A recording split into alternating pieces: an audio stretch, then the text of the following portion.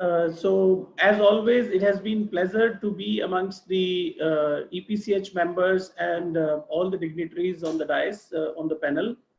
So my association with EPCH goes back to 3 years, almost as long as the GST has been into the country. So as rightly pointed out by Rawatji, since day one of the introduction of GST, I got this opportunity of being amongst the EPCH members, and I am really thankful that I've been invited at various forums time and again, repeatedly, and I got this opportunity to know the fraternity more closely and work with the fraternity more closely. So today, as we all know that we are going through this difficult time of COVID-19 across the country, and as I was looking at the slide, Albert Einstein has mentioned that in every difficult situation there is an opportunity.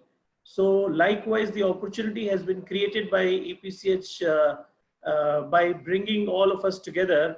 And I can see that right now around 200 participants are already there on this platform listening to us, which has never happened when we used to do the physical meetings. I don't think we've ever crossed a number of 100 in all the previous meetings. So that's an opportunity that which has made us come together, all of us. We are sitting at home, but still trying to get connected and know what kind of changes are happening in the taxation regime. So with this brief note, I will now start. I hope I am audible to everyone, sir. Yes, yes, yes. Okay, so with this, I am now beginning with the technical session. So as described by Rawatji, the topic of the day which has been assigned to me is all recent amendments or updates which have come in last 1.5 to 2 months. So as you all know that the changes are ever stopping. They've been day in, day out. We've been getting a lot of notifications, circulars, updates, rule changes, even amendment in the act. So it is really a difficult task to cover everything within the given timeline. So obviously it's a Herculean task, but at the same time, all important and major changes I would like to bring up to your notice. And at the end of the session, given the time permits, we will take up the questions, if any, from the members. So on this slide, I've given the overview of what all are we going to discuss in today's session. So first of all, we will talk about the specific notification which has come in the light of COVID-19. Certain things have been taken care through these notifications, number 30 to 36, which are specifically relating to to nullify the impact of COVID-19. Then we have GST notifications from 20 to 29, which are majorly relating to the date extensions of various GST returns and other forms, etc. Then we have notification number 8 to 19, which are related to other changes. I mean, date extension, impact of COVID-19, and then we have different regulatory amendments through notification number 8 to 19. Then we have certain important circulars. And I would like to highlight that most of these circulars are pertinent to the export industry. So if we talk about circular number 132 to 37, which have come recently, more or less everything is somehow connected to the export community. So we have to spend a good amount of time talking about these circulars. And last but not the least, we have certain changes in the CGST rate notifications also. And then one notification in IGST, which is a mirror image of the CGST notifications. It's number 3/2020. So that's the gist of the discussion that we are going to cover today. So my presentation is quite lengthy. It has about 35 slides. So what I'm going to do is more or less the date extension and general notifications. I will not spend much of the time so that we can spend some quality time on the major issues. So the first one on your screen is notification number 36, which was issued on 3rd of April. So it talks about the dates within which you have to file your GSTR 3B returns. So more than 5 crores, they have given a different timeline. and less than 5 crores, they've given different timelines. As we know that for people who are less than 5 crores turnover, there is a staggered manner in which the dates of filing 3B returns have been given. So there is nothing more to discuss. Less than 5 crores, they have given the list of states which will have to file their returns by 12th of July. And there is another list of the states for which the deadline is 14th of July. And people who have more than 5 crores of turnover, there is only one due date across the country. So there is nothing much that we need to talk about. This specific notification is only covering the returns pertaining to May 2020.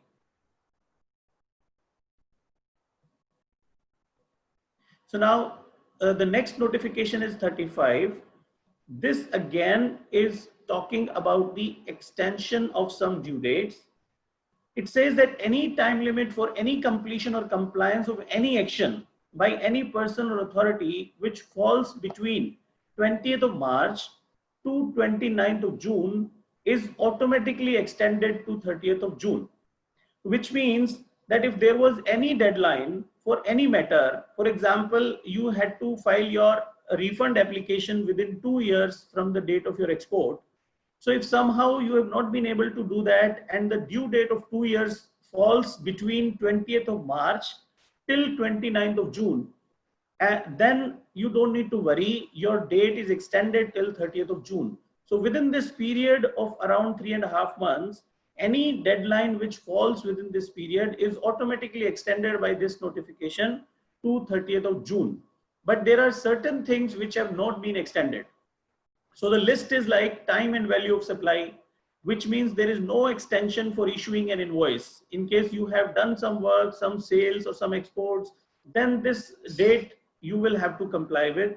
Turnover exceeding limit of composition. So for example, between this period of 20th March till 29th June, if there is a person who has crossed the limit of composition scheme, we know that presently 1.5 crores is the limit for composition. So if somebody crosses that limit in between this period, then this extension will not work. Likewise, for issuing an invoice, there is no extension. GSTR 1, no extension. Late fees, interest, power to arrest, partner's liability to pay tax. These are the exceptions. So except all this, everything other than this, there is a blanket extension from if some date is falling within this period of 20th March till 30th June, then it will automatically get extended to 30th of June. But we have to be mindful of all the exceptions given below. For example, there is no extension for e-way bill. There is a separate extension given for the e-way bill, but under this blanket exemption, e-way bill is also not covered. So that's a welcome step, that for example, if there was a notice to be issued, or if there was a notice given to you and you were supposed to give a reply to the department within say 15 days or 1 month, and the date was falling within this period, then the date of giving response to the department automatically gets extended till 30th of June. So if there is a show cause notice issued by the department or any other notice or letter given by them, no need to worry, our time limit will automatically get extended to 30th of June. So now, as I said, for e-way bill, this blanket exemption does not work, but what works is a separate extension. It was said that if there is an e-way bill which is the validity is falling between 20th March till 15th of April, the date of validity will be deemed to be extended till 30th of April 2020. So for example, there was a material which was shipped from Bombay to Delhi on 18th of March. So we all know that for every 100 kilometers, we have a 24 hours limit. So for example, 1000 kilometers distance, we will have a total limit of 10 days. So the date was expiring on 28th of March. 18th March, we sent a shipment from Bombay to Delhi, and 1000 kilometers is the distance, for example. So the expiry will fall on 28th of March. But because of this notification, they have extended the timeline of such e-way bills till 30th of April.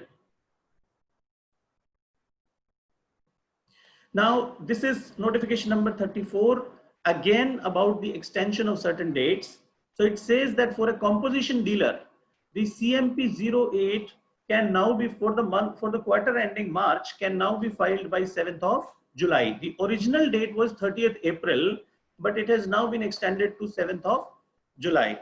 Likewise, for GSTR 4, for the year ended March 2020, now the date has been extended to 15th July 2020. Next is the notification number 33. It talks about the waiver of late fees for filing GSTR 1. For the month of March, April and May 2020, the date has been extended to 30th June 2020. And for the quarter ending March 2020, also the date has been extended to 30th June 2020. Now, this is important. It is notification number 32, which talks about certain waiver for the people who will now be able to file their return later than the due dates. So we have categorized this into three different formats. One, the taxpayers who has aggregate turnover more than 5 crores. For them, for the period of February, March and April, if the GSTR 3B is filed before 24th June 2020, then in that case, no late fee will be applicable. So February, March, April, all three returns, if we file on or before 24th of June 2020, then it will be exempted. There is no, in this case, there will not be any late fees chargeable. And likewise, if we file our returns within the extended due dates for the people whose turnover is between 1.5 crores to 5 crore or less than 1.5 crores, then if you file the returns within the extended timelines, the 3B return late fees or late payment penalty has been extended. So we have to be mindful of two things. One, that there is no blanket extension of filing of returns. It is only the waiver of filing of the late fees. They will not charge you the late fees, but they have not extended the due date or deadline for filing the returns. So this is one where you can file within the extended period without any late fees. Now, it's important to know why they have not extended the date, but rather they have only waived the late fees or the penalty. Most important thing is they did not want to lose on the interest specifically from the bigger taxpayers.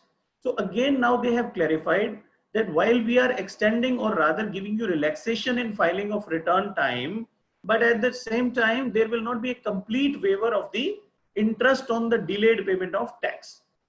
So they've said that for smaller taxpayers whose turnover is less than 5 crores, if you file your return within the extended due date, respective due dates are mentioned on the screen, then in that case, no interest will be charged because you have deposited your tax in a delayed manner. But if you are a taxpayer with more than 5 crores of turnover, then in that case, the relaxation is only for 15 days. So for example, for the month of March, original due date for filing the return was 20th April. They've given you 15 days free without any interest. So which means March return, if you file before 5th of May, then there will be no interest. But if you are a large taxpayer with turnover of more than 5 crores and you delay your return more than by 15 days, then for rest of the period, you will have to pay interest, but at a lower rate of 9%. Effectively 0.75% per month, you will have to pay interest on the delayed filing of taxes beyond 15 days. So for a larger taxpayer, the interest waiver is only up to 15 days. Beyond that, you have to pay interest. For the smaller taxpayers, the interest has been waived. Now, the most important thing I wanted to point out was that we have to be really, really mindful about these dates. So why they have not extended the date and only given some waiver in terms of late fees and interest is because they wanted to make sure that anybody who does not follow even these extended deadlines, then all the delay provisions, including late fees and interest, etc., will fall on you. So I'll give you an example. If your due date falls on 24th of June and you don't file your return even on 24th of June, then the late fees will be applicable from day one, and also the interest will be applicable from day one. at the standard rate of 18%. It does not matter whether you are a small or a bigger taxpayer, but we have to be mindful that we have to fight to get this exemption or to get this liberty. We have to make sure that the filing is done within the extended timelines. Even a 1 day delay will bring you back to the normal position, and all the penalties and interest, everything will become applicable. So it is very, very important that we should not miss these extended deadlines. The next is notification number 30. It is rather an amendment to certain rules. So we'll briefly talk about these rules. One, it says that the intimation for opting of composition scheme, the date has been extended. Now you can do this up to 30th June 2020.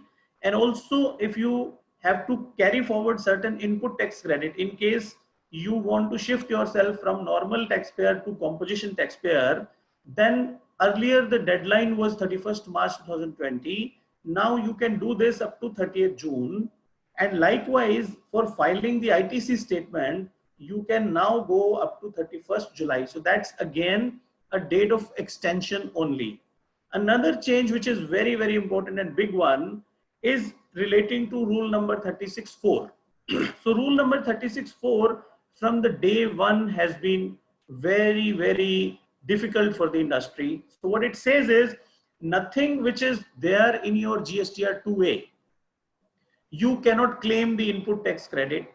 So first the rule came that you can claim 20% higher than what is being shown in your GSTR 2A, subject to that you have actually taken more services or more goods, but your 2A is not showing something.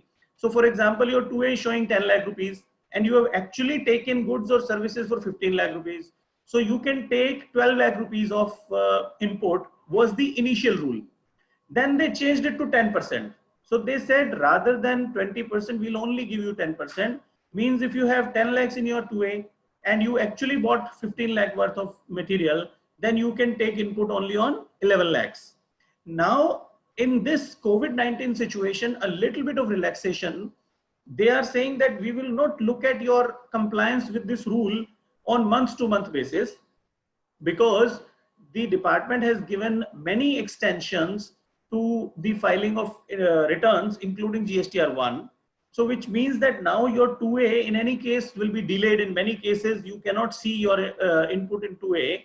So in that situation, they have given a relaxation that for the period beginning from February 2020 till September 2020, you can very much avail this on a consolidated basis. So you can keep taking input of all your bills irrespective of how much is being shown in the 2A, but you have to make sure that at the end of September 2020, you have to comply with the rule on consolidated basis. So on consolidated basis, you have to see that your total input tax credit, which is shown in the GSTR 2A for these 7 months, should not exceed more than 110% of the value which is shown in the GSTR 2A.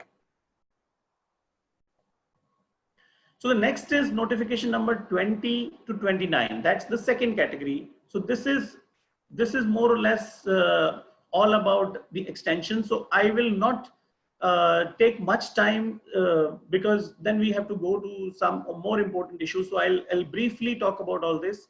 The GSTR, the due date for filing GSTR 3B for the registered persons having turnover more than 5 crores for the months from April to September 2020, April to September 2020, the due date has been given 20th of the succeeding month. So that's a normal provision. They have only extended this provision for next 6 months as it was happening earlier also. So most of these changes are again similar to the existing provisions. Only thing is these provisions were initially given till 31st March 2020. Now they have extended the same provisions for next 6 months also. So I am not going to spend much time on these. Again, this is the same thing. GSTR 1 was always 11th of the succeeding month. So it is again 11th of the succeeding month only, but only for next 6 months they have given the extension. So again, this is a date change, nothing else. And all these notifications are now pertaining to Jammu and Kashmir specifically. because of the reorganization of the state, we all know that there are certain changes in terms of some relaxations have been given.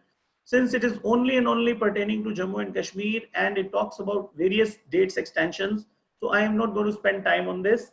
This PowerPoint in any case can be shared with everyone, all the participants. So whosoever wants to look into this, they can. But majority of the changes that you're looking at your screen are pertaining to J&K and Ladakh only. So these are date extensions, nothing else.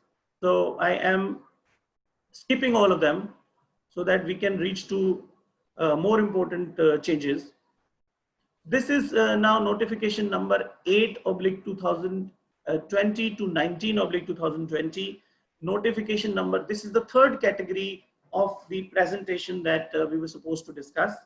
So this is an important change for all the taxpayers who want to take a fresh registration or a new registration. This is an important change. So this talks about that certain categories of people will now have to undergo authentication of your Aadhaar number before being eligible to be a registered person under GST. So it means that now from 1st of April 2020, if you are an individual, you are a partnership firm, you are a Hindu undivided family, or you are a managing partner, all such situations, you have to undergo Aadhaar authentication first. So there is a procedure given. I will not get into the procedure, but the fact of the matter is that the government has realized that in many cases, the registrations have been obtained by people with some malicious activities or by using some fraud documents. So just to avoid that, they have come out with a mandatory requirement that every registration, wherever possible, will have to first undergo Aadhaar authentication. Without Aadhaar authentication, now after 1st April 2020, no registration will be allotted. So this is important to know for all of us. So what they have done is they've given the list of people who will have to undergo Aadhaar authentication. So individuals, all authorized signatories in whatever, like in a company also, if you are an authorized signatory, your Aadhaar authentication is a must. Managing or authorized partner, Karta of a Hindu undivided family, but it does not apply to a person who is not the citizen of India. So that is understandable. A citizen, a person who is not a citizen of India will probably not have an Aadhaar. So this notification also has been brought into the rules to make sure that they have given a procedure as to how Aadhaar authentication will work. So the rule has also been accordingly amended. So what they've done is a new rule has been inserted, rule number 4A, which talks about Aadhaar authentication only. So we will skip the process. But the only important thing I wanted to point out here is that if a person fails to undergo authentication of Aadhaar, suppose I am the authorized signatory of a company and my Aadhaar authentication fails because of whatever reasons, then before allowing registration to that entity, physical verification of that entity will be must. Without a physical verification in such case, you will not be able to take registration if your Aadhaar authentication fails. And physical verification will happen within 60 days from the date when you apply for registration. And more importantly, they've categorically mentioned that even if for some reasons your physical verification does not happen, then even you will not get the registration number. So in other words, to obtain a registration, either you have to undergo the Aadhaar authentication or you have to get your premises physically verified by a proper officer to get the registration. So additional requirement for the physical verification of the place of business at person has been inserted. That is, if a person fails the Aadhaar authentication before grant of registration, physical verification of the place of business of a person is required. So it's a must. That's a very important change for all the people who want a new registration. They will have to get this done. Otherwise, registration will not be given. So this, the next change is about certain change in the rule number 43. It's a quite a technical thing. So I am skipping this because to understand this, we will first have to understand what is rule 43 and also the calculations. This is a little difficult thing. So I don't think that within the given timeline, we should touch this. Otherwise, we'll miss out on more important things. So I'm skipping it deliberately. Now, the next one is a proviso insertion in rule number 80 sub rule 3, which is very, very important for all of us to know. What it says is that specifically for the financial year 2018-19, we all know that even for financial year 2018-19, GST audit and the GST annual return has still not been filed. The extended deadline for filing GST annual return and the GST audit is now 30th June 2020. But a relaxation has been given through this change in the rule is that less than 5 crore turnover, you are not required to get your accounts audited. So that's a welcome change for all small taxpayers for financial year 18-19. We know that the general limit is 2 crores otherwise, but for 18-19 specifically, they have given a relaxation by increasing this limit. So less than 5 crores, no need to get the audit done for GST 18-19 only. For 19-20 again the rule will be 2 crores only. So this is for 1 year they have given this relaxation, and most importantly it is only for GST audit. So annual return you will have to file, but GST audit you can skip. Another one is insertion of rule 86(4)(a).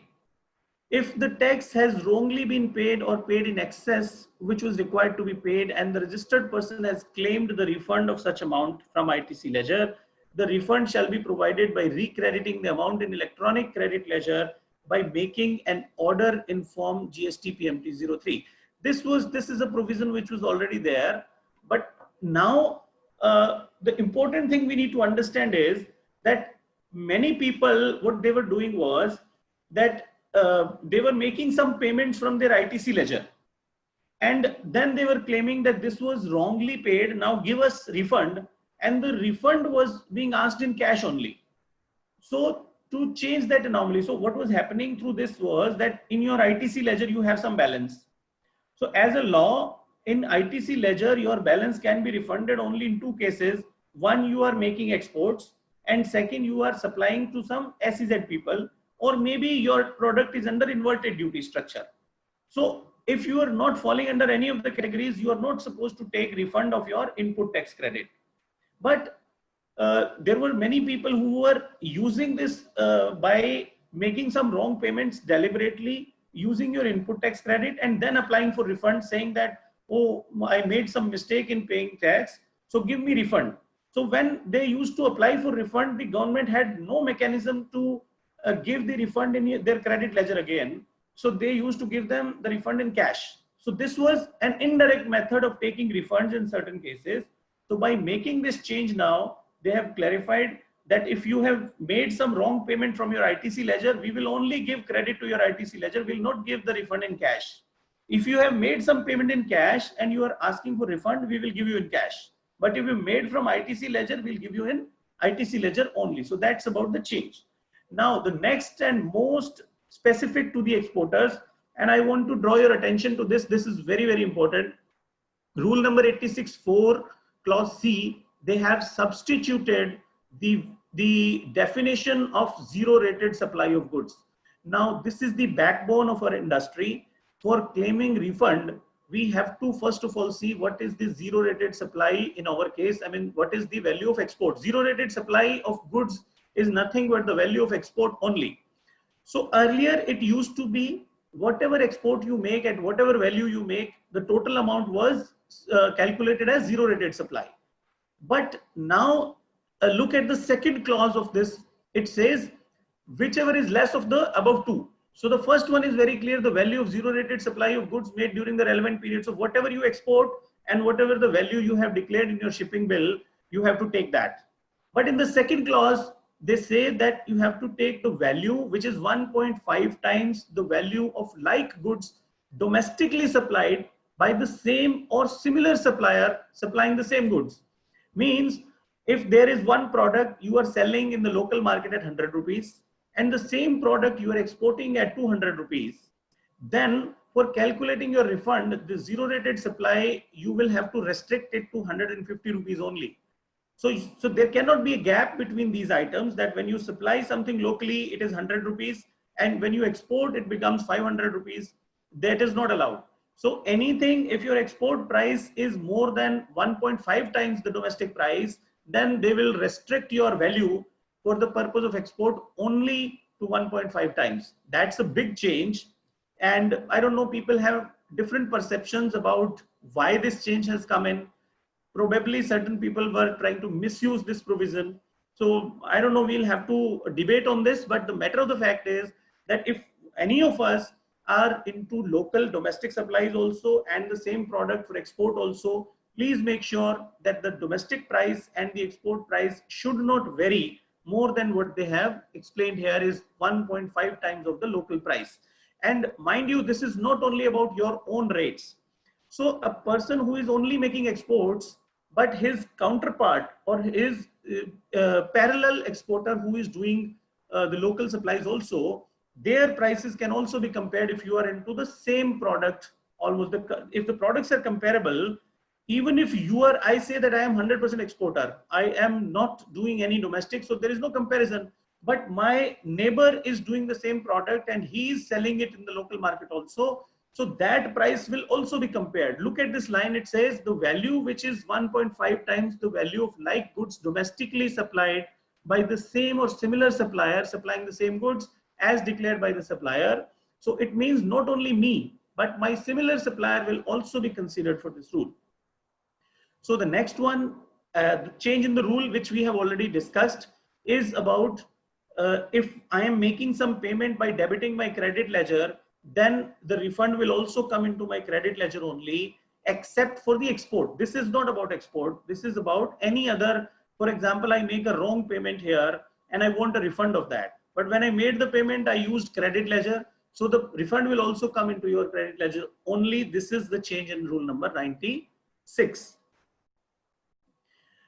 Okay, so this I am skipping because we have limited time. Okay, the next one again, insertion of rule number 96B. That is a little important. We'll spend some time on this. So it talks about refund with respect to export of goods on LUT or payment of IGST has been paid. The sale proceeds in respect of such exports must be received in part or full as per the time specified in FEMA Act. So this is a new insertion, again a very important one. So earlier they were not linking our exports with the realization of payment. They were simply saying that if you filed a shipping bill for the goods, see services, if you are exporting services, then you are entitled for refund only when your payment comes in. But that was not the case for export of goods. Now with this rule, they have brought in a major change. They say that if you are exporting goods and your payment is not received within the timeline specified by RBI under FEMA, which is presently 9 months from the date of shipping. So any amount for which you have taken refund, for example, you've exported for 2 crores but the realization of your export proceeds has only been 1.5 crores within the times stipulated by RBI. So you will have to return back the excess refund that you have taken on the 50 lakh rupees along with interest payment. So this is a step taken to make sure that all the exports for which people are taking refund, the money is also received by them within that stipulated time. If the money is not received, then you have to return the refund taken with interest to the department. So that's again a big change. And I think there are some more technicalities into this, but time does not permit. So I will move on quickly. It says that if the person fails to deposit the refund, then the recovery proceedings can be done under section 73 or 74 of the Act. So which means that if you have somehow not been able to refund within the prescribed timeline, then you have to refund this amount. Now, at the bottom of your screen, you can look at that there is another undertaking which you will have to file at the time of filing the refund application, which is again a confirmation that you know about this rule and you will make sure the payment comes in time. If it does not come within time, then you have to refund the amount. So I hereby undertake to deposit to the government the amount of refund sanctioned along with the interest in case of non-receipt of foreign exchange remittances as per the proviso to section 16 of the IGST Act 2017 read with Rule 96B of the CGST Rules 2017. So they are going to ask you for this additional declaration, which means that now onwards, if you file a refund application, you will have to give this declaration also, that I will ensure payment coming within the timeline.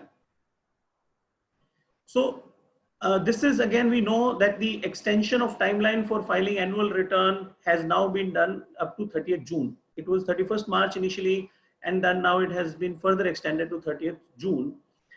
This is extension of the QR code. So you would be knowing that for the larger taxpayers, there was a provision for e-invoicing as well as a provision for generating QR code. So these two provisions have now been again extended the deadlines from 1st of April to now 1st of October 2020. So the next change is again theoretical change. It says that if somebody has wrongly, for the financial year 1920, if somebody has wrongly filed GSTR 3B, he was supposed to file CMP 08, but if he has wrongly filed GSTR 3B, then he will not have to file CMP 08 anymore. It will be considered that he has filed his CMP 08. Okay, now this one is just for your knowledge. We will not spend time on this. There is a specific notification about the people who are undergoing the insolvency resolution process. So there was a lot of problem in cases where a company or any entity was undergoing a resolution process. Then they have come out with this specific notification which explains about how will you have to deal under GST when you have some the process of resolution is going into your company. So I am not going to touching that. If somebody is interested, then can read this entire provision. But since it is not for the common use, so I am skipping it. Now, the next one again is more or less a theoretical thing. So because of the reorganization of the union territories of Dadra and Nagar Haveli and Daman and Diu, there is certain change for filing pattern, their due dates, etc., etc. So let's not talk about that as well. So it is only because of the reorganization of these two union territories. So I am skipping this as well. Okay, so again, this is similar only about these two union territories.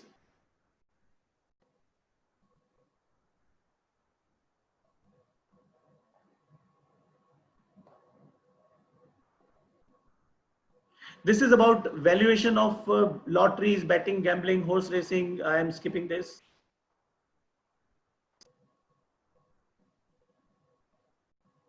Yeah, so this is really important. So we have come to the final stages of our presentation now, which is about the certain circulars, as I mentioned, and most of the circulars have direct relevance to all the export community. So the first one is circular number 137, and it says that if the invoice issued by the supplier for a service contract against which the advance has been received and that has been subsequently cancelled. So we know that there are so many cases where certain people have received some advance against some contracts, and because of the COVID-19 situation, many of the events have now been cancelled. So there is a situation where somebody received advance, paid GST on that advance to the department, but now the event has been cancelled. So what should we do? I think this was a question raised by EPCH also to us, that there is a situation where we have deposited huge tax to the government on account of advances received from our participants, but now the events are being cancelled. So what should we do? So they have given the answer here. They say that you can simply issue, in case you have issued an invoice. So there are two situations. One where one has issued an invoice. So you can issue a credit note against that invoice. And if you have other liabilities against which you need to pay some tax, then you can adjust this amount against other liabilities. But if you don't have other liabilities also, your outward liabilities are zero, then you can file a refund under RFD 01. So one option is you have raised an invoice and now you have cancelled your contract, so no more services supply is required, so you can issue a credit note. If you have some other liabilities, you can adjust against that. If you don't have any other liabilities, then you can simply file RFD 01, the refund application.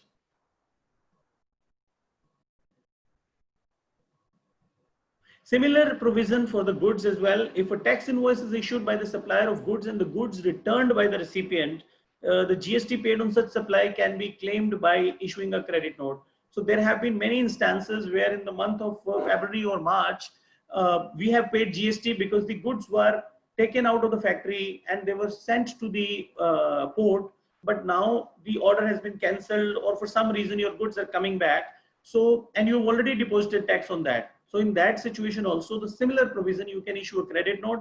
If you have other liabilities, adjust against those liabilities. If you don't have other liabilities, then again, file a refund application and claim your refund. So this is, there can be two situations. One, against an advance supply, you have raised an invoice. And in another situation, you could have raised not an invoice, but an receipt voucher. For advance, technically, everyone will not issue an invoice. There is a process of issuing a receipt voucher also.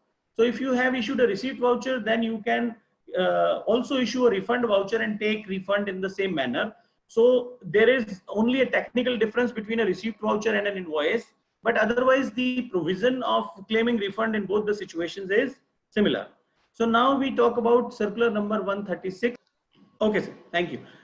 So circular number 136, it talks about the specific amendments made through the notification for changes due to COVID-19. So when the original notifications were issued, the number 30 to 36 about the changes in date and some interest waiver, some late fees waiver, etc. So people were raising a lot of questions. They were confused about the languages of the notifications. So the department has come out with this circular, which is nothing but a reiteration of all the provisions which we have already discussed. So it talks about certain changes. I have skipped that because that's again a reiteration of what we've already discussed in notification number 30 to 36. So I will now come to circular number 35. It talks about clarification on certain refund related issues. So as always, that's something which is important for us. Number one, the most important change they have come out with is now a refund application can be filed for multiple tax periods across different financial years. So you would recall that initially when GST was brought in, there was no option to file GST refund for multiple periods together. So there were so many people who were stuck because their purchase was in April and their export was in May. So if they file in May, there was no import. If they file in April, there was no export. So the department came out with an answer that, okay, you club these periods put together and then apply for refund. So the problem was sorted out. But then in that case, there were certain situations where your periods were falling into two different financial years. So for example, you purchased in March 2019 and you exported in April 2019. Then obviously clubbing was also not possible because they said clubbing can happen between two financial years, between two periods only within the same financial year. But this is again a welcome change. Now they have allowed that you can club the periods which are falling into two different financial years also, no problem. So the next one is in case of change in GST rate on the same goods at different point of time will not attract inverted duty structure. So that's a very technical but important point. So what is inverted duty structure is when you are buying something at a higher rate of tax. So for example, you buy some iron products and the input rate is say 18%. And after making certain items out of that import, the output rate is only 5%. So there is a lot of accumulation of import because of the higher tax rate. And there is a provision that like an exporter, if you are dealing into some inverted structure items, you can file a refund.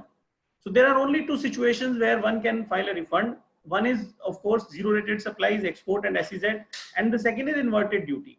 So there was a situation where a person bought a lot of raw material and the rate of that item was 18%. But by the time he started selling those items, the department reduced the rate to 12%. So we all know that the rates are changing every day. So if I bought 1 crore rupees of items at 18% tax, I paid 18 lakh rupees on that. Now, when I start selling them, the rate reduces to maybe 12% or to 5%. So what will happen? I have input tax credit of 18 lakhs. But when I sell those goods, even if there is some profit, I can still have some input tax credit lying with me as unutilized. So people were saying that why can't we get the refund? If inverted duty structure is that I buy an item at 18% and make something else which is at 5%, so you are giving me refund. But if you are buying something at 18% and when I start selling, it's the same product. I am only a trader. I'm not changing the item, but the rate has been changed by the department. So many people were saying that why can't I get the refund, because my input will also get stuck. So here they have now clarified that no refund will be given in such a situation. If there is a change in the same product's rate, then because of that, we will not give you refund. We'll only give you refund if you are making something and your input is at a higher rate and your outputs are at lower rate, then only the inverted duty structure will give you the refund. Next one, it is noted that inverted duty structure is applicable only when the rate of tax on inputs being higher than the rate of tax on output supplies. It would not be applicable in the cases where input and output supplies are same. So as we already discussed, that in case you are selling the same product but there is a rate change, no refund will be given to you. Next is any refund of tax paid on supplies other than zero rated supplies will now be admissible proportionately in the respective original mode of payment. That is, in case of refund, we will have to see whether we made the payment by cash or through ITC ledger. We have already discussed this. Most important change which I would like to highlight, and that's like a very, very harsh step taken by the department for all the exporters. So now look at this very carefully. It says the refund of ITC of invoices which were not reflected in the GSTR 2A could previously be availed by uploading copies of such invoices when you file a refund application. Now, the refund of accumulated ITC can be availed only for those invoices which are reflecting in GSTR 2A of the applicant. So which means that if there is an invoice for which you have made some purchase, but it is not showing in your GSTR 2A, now they will not give you refund anymore. So earlier, even if you had purchased something, for some reasons it was not coming into your 2A, but you have the copy of bill and you have all the proofs, they were giving you refunds. And then now they have clearly mentioned in the rule itself that you will get refund of only of the amount which is shown in your 2A, nothing beyond that. And what they have done is very promptly in Annexure B itself, they have changed the format. So in the format, now they have asked for certain additional information and they have already deleted the option of saying that whether this particular invoice is now available in the GSTR 2A or not. So they have clearly said that if it is in the 2A, then only apply. If it is not in 2A, then we will not give you. So this is one. And second, the Annexure B, they have made some changes which we still need to understand as to how will we comply. So Annexure B, what they have said is now the applicant is required to mention the HSN code or SSC code. So earlier it was not there. Now they're asking that every item for which you are asking for refund, you have to give the HSN code of that item.